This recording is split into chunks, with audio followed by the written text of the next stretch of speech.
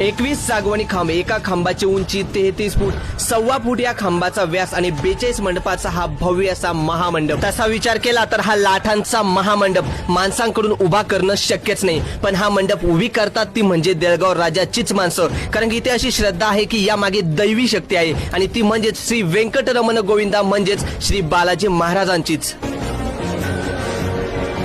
तर नमस्कार मित्रांनो, आज मी आलो आहे श्री बालाजी महाराज मंदिर देळगाव राजा येथे. दसऱ्याच्या एक दिवस आधी म्हणजेच नवमीच्या दिवशी हा भव्य असा महामंडप उभा केला जातो आणि दसऱ्याच्या दिवशी भव्य अशी पालखी मिरवणूक अखंड देळगाव राजा शहरातून निघते आणि हजारो भक्तांची गर्दी इथे दर्शनासाठी होत असते. गाभाऱ्यात असलेली ही श्री बालाजी महाराजांची मूर्ती या उत्सवानिमित्त बाहेर ठेवली जाते येणाऱ्या जाणाऱ्यांच्या दर्शनासाठी.